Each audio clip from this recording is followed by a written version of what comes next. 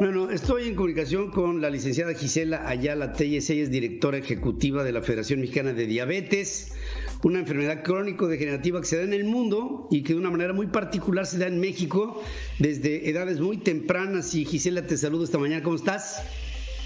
Muy bien, muy contenta de saludarte y saludar a tu auditorio. Muchas gracias por la oportunidad de platicar con ustedes. Bueno, es un padecimiento humano que en el siglo XXI se expresa con una mucho mayor agudeza porque esto impacta a toda la sociedad, toda. Hablo desde la diabetes senil, ¿no? Por ejemplo, hasta la diabetes infantil que se presenta en las primeras etapas, por cierto, en grado 1, que implica la constante inoculación de elementos que le permitan a un diabético seguir en estado estable en su contenido de azúcar en la sangre. Pero todo esto pues también requiere de una cultura, de una educación, de una disciplina y sobre todo una atención constante del sector público y del sector privado y de las familias. En fin, es un esfuerzo en lo general que ojalá y todo esto como experiencia, más que otra cosa, nos una a los mexicanos en torno a este mal.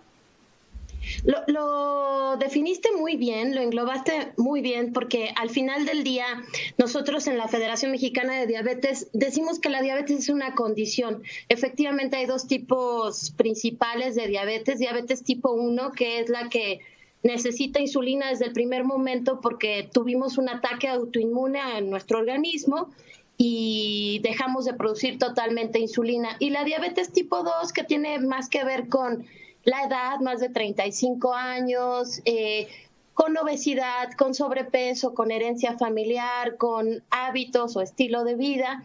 Entonces, al final del día, estos dos tipos principales de diabetes encuentran su común en lo que acabas de definir muy bien, en la educación en diabetes, en cómo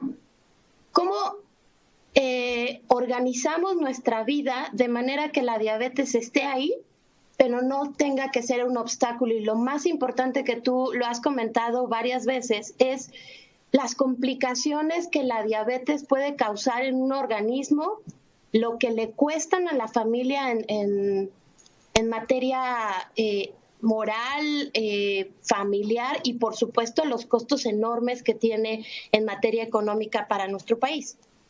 Sí, todo eso. Fíjate que yo entiendo a la diabetes, a ver si estoy bien, como un padecimiento, una condición que involucra a todos, no solamente a quien la tiene, sino al entorno que le rodea, que es un entorno familiar, en la que no solamente se le da amor y comprensión y atención, sino que también se le da entendimiento. Es decir, yo te entiendo que tienes esto, y porque te entiendo, hagamos a nivel familiar un ejemplo de que lo que te hace falta a ti, a todos, nos podría servir, en primer lugar, para no darte tentaciones azucaradas, por un lado, pero que nosotros también adoptemos lo mismo para que todos vivamos lo que tú estás viviendo. Y esto creo que es una parte hermosa de lo que es la unión entre familias.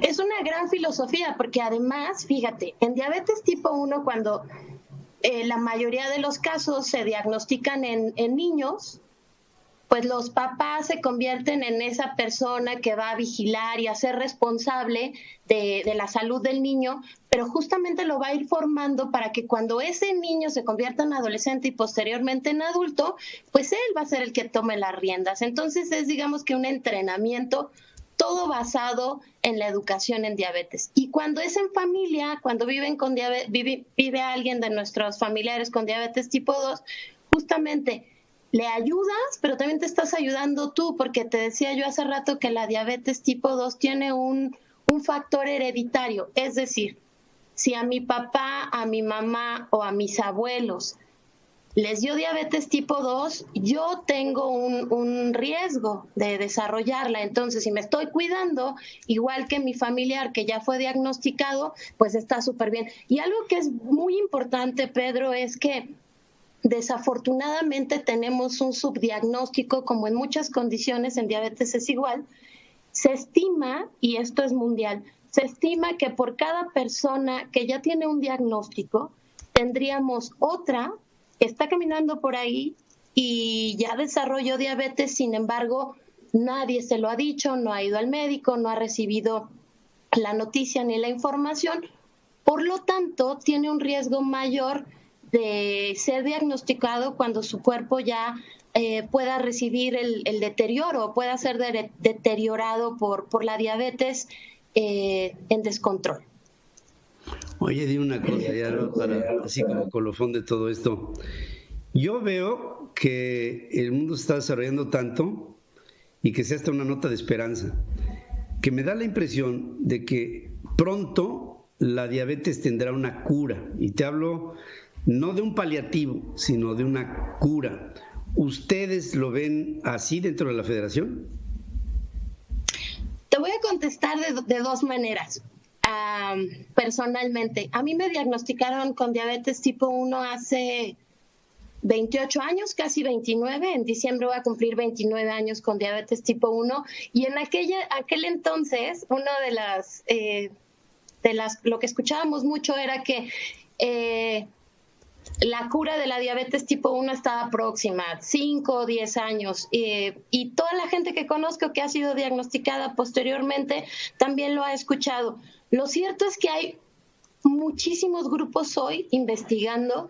Hay equipos en Dinamarca, en Noruega, en muchos países de Europa, pero también en México se han hecho grandes avances para entender qué es exactamente lo que ocurre en diabetes tipo 1, que genera que el cuerpo se ataque a sí mismo, especialmente a las células productoras de insulina.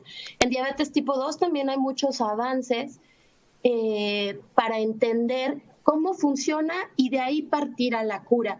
Lo que sí ha avanzado muchísimo es entender, antes se pensaba que solamente el páncreas, que es donde se alojan las células productoras de insulina, era el único involucrado en diabetes. Hoy se sabe que no es solo el páncreas, está involucrado el hígado, los riñones, el intestino, que fue también uno de los grandes descubrimientos. Entonces, todo el organismo tiene que ver con diabetes. De ahí que los equipos han ampliado sus investigaciones para ver efectivamente cómo poder lograr la cura. Yo, igual que tú, soy optimista porque hoy se sabe. Fíjate, el año próximo se van a cumplir 100 años de que se descubrió la insulina y eso nos ha dado vida a millones de personas. Y también hemos logrado entender más de diabetes. Entonces creo que entender nos prepara para lo que tú dices, para la cura, pero mientras llega la cura y está al alcance de... Somos más de 420 millones de personas con diabetes en el mundo. Si llega esa cura para los más de 400 millones, pues nos vamos a tardar un poco. Entonces, la intención de la Federación Mexicana de Diabetes es sí, estar preparados para la cura con la mejor salud que podemos tener. Claro. Nuestra fundadora tiene más de 60 años con diabetes tipo 1. Afortunadamente no tiene complicaciones. Es una mujer de más de 70 años, de casi 70 años, perdón. Y hay muchas historias de éxito, Pedro. Regularmente la federación siempre plantea el opuesto. Siempre ves, las personas con diabetes se pueden quedar ciegas o pueden ser amputadas, pueden perder la función de sus riñones. Y eso es verdad, si permitimos, si no tenemos el tratamiento adecuado, a los médicos capacitados lo suficiente para atendernos.